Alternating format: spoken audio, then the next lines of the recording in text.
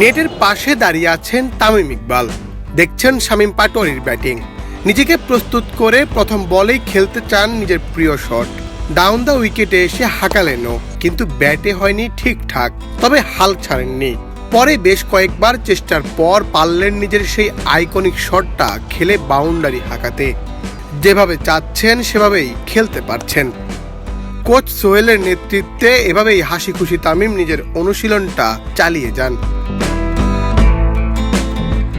BPL এর আগেই NCL এ ফিরছেন, নিয়মিত অনুশীলন করছেন হোম অফ ক্রিকেটে।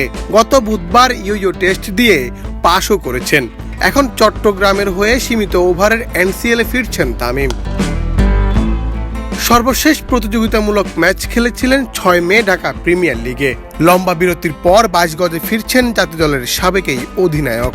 জাতীয় লিগ টি-20 দিয়ে বিপিএল এর প্রস্তুতি সেরে নেবেন তিনি। এরপরেই বিপিএল এ তামিমকে দেখাতে হবে বাজিমাত। তামিম অনেকদিনই ফিটনেস পাশাপাশি ব্যাটিং করছে, যদিও আমার দেখার সুযোগ হয়নি, আমি এনসিএলে ব্যস্ত ছিলাম। বাট দেখে ভালোই লাগলো যে ব্যাটিং করছে এবং ব্যাটে লাগছে আর কি। সে তার জন্যই তৈরি হচ্ছে, বরিশাল টিমের জন্য তৈরি হচ্ছে আর কি। না, মোটামুটি আমি যতটুকু দেখলাম এখনও সময় আছে, বাট সে যেসব শটসগুলো খেলতে চাচ্ছে মোটামুটি মনে হচ্ছে যে লাগছে, ব্যাটে বলে হচ্ছে। তামিমের হাত ধরে ডিফেন্ডিং চ্যাম্পিয়ন বরিশাল ধরে রাখতে চায় শিরোপা, তাই তো দলও গড়েছেন সেভাবে।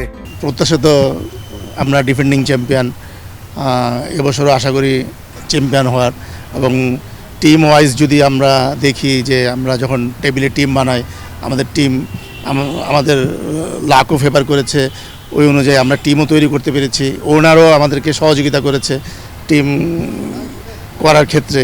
সো সেই ক্ষেত্রে বলবো যে সব দিক দিয়ে আমরা ব্যালেন্স টিম। নেটে সবসময় তামিম সিরিয়াস অনুশীলন করেন। যে কোনো শটে ব্যর্থ হলে সফল না হওয়া অবধি মাঠ ছাড়েন না। তামিমকে এখন নিয়মিতই দেখা যায় মিরপুরে।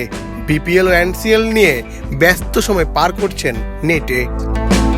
মুন্না চন্দ্র দাস, বাংলাদেশ প্রতিদিন।